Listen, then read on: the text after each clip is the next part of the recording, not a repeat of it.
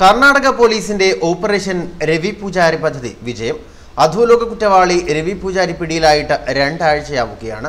ജനുവരി 19-നാണ് രവി പൂജാരിയും കുടുംബവും ആഫ്രിക്കൻ രാജ്യമായ സെനഗണിൽ പിടിയിലായത്. ആന്റണി എന്ന പേരുള്ള കള്ളപ്പേരിലാണ് രവി പൂജാരി സെനഗണിൽ കഴിഞ്ഞു വന്നിരുന്നത്. സെനഗൺ തലസ്ഥാനമായ ഡക്കറിലെ ബാർബർ ഷോപ്പിൽ നിന്നുമാണ് രവി പൂജാരി പിടിയിലായത്.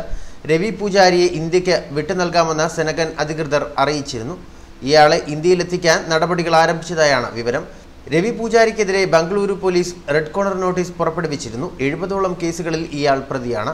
കൊച്ചി ബ്യൂട്ടി പാർലർ വെടിവയ്പ് കേസിന് പിന്നിലും രവി പൂജാരിയാണെന്നാണ് സൂചന. ആഫ്രിക്കൻ രാജ്യമായ സെനഗണിൽ പിടിയിലായ അധോലോക കുറ്റവാളി രവി പൂജാരിയുടെ അറസ്റ്റ് സംബന്ധിച്ച് കൂടുതൽ വിവരങ്ങളാണ് ഇപ്പോൾ പുറത്തുവരുന്നത്.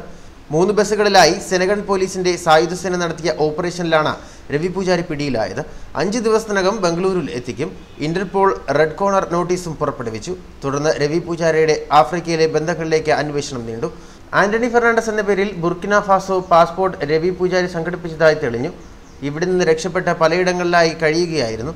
സെനഗൺ തലസ്ഥാനമായ ഡക്കറിലുണ്ടെന്ന വിവരത്തിന്റെ അടിസ്ഥാനത്തിൽ ADGP അമർ കുമാർ സെനഗണിലെ ഇന്ത്യൻ അംബാസഡറായ രാജീവ് കുമാറുമായി ബന്ധപ്പെട്ടു. സെനഗണിലെ ആഭ്യന്തര മന്ത്രാലയത്തെ വിവരമറിയിച്ചു. തുടർന്നാണ് Senegal judicial police director Seydou ബൊക്കാറിന്റെ നേതൃത്വത്തിൽ സായുധ പോലീസ് ഡക്കറിലെ ബാർബർ ഷോപ്പിൽ വെച്ച് രവി പൂജാരിയെ പിടികൂടുന്നത്. Guinea, Ivory Coast, Senegal, Burkina Faso എന്നീ ആഫ്രിക്കൻ രാജ്യങ്ങളിലാണ് രവി പൂജാരി ഒളിവിൽ കഴിഞ്ഞത്. ഇവിടങ്ങളിൽ രവി പൂജാരിക്ക് ഹോട്ടൽ ശൃംഖലയുണ്ട്. ആന്റണി ഫെർണാണ്ടസ് എന്ന പേരിൽ ഭാര്യയ്ക്കും കുട്ടികൾക്കും ഒപ്പമായിരുന്നു കഴിഞ്ഞത്. രവി പൂജാരിക്കെതിരെ കർണാടക, മഹാരാഷ്ട്ര, കേരളം, ഗുജറാത്ത് സംസ്ഥാനങ്ങളിൽ 70ഓളം കേസുകളുണ്ട്. 2001 മുതൽ ഇയാൾക്കായി വലവിരിച്ചെങ്കിലും പിന്നീട് പിടികൂടാനായില്ല. നിരപരാധികളെ ഭീഷണിപ്പെടുത്തി പണം തട്ടലാണ് രീതി.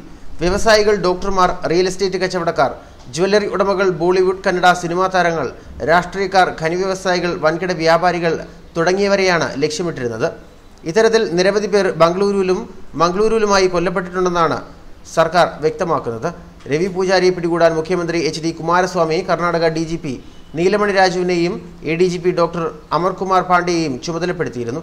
ജനുവരി 21-നാണ് അറസ്റ്റ് സംബന്ധിച്ച സ്ഥിരീകരണം ലഭിച്ചത്. ബംഗളൂരുവിൽ 2 കേസുകളിൽ രവി പൂജാരിയുടെ അനുയായികളെ ജീവപര്യന്തത്തിന് ശിക്ഷിച്ചിട്ടുണ്ട്. ബംഗളൂരുവിൽ 39 കേസുകളും മംഗളൂരുവിൽ 36 കേസുകളും ഉടുപ്പിയിൽ 11ഉം മൈസൂര്, ഹുബളി, ധർവാദ് സിറ്റി, കലാർ, മംഗളൂരു ജില്ല, ശിവമൊഗ്ഗ എന്നിവിടങ്ങളിലായി ഓരോ കേസുകളുമുണ്ട്. നടപടികൾ പൂർത്തിയാക്കി രവി പൂജാരിയെ ഇന്ത്യയിലെത്തിക്കാൻ ADGP അമർ കുമാർ പാണ്ഡെയെ കർണാടക സർക്കാർ ചുമതലപ്പെടുത്തി. ന്യൂസ് ഡെസ്ക്, മലയാളി വാർത്ത.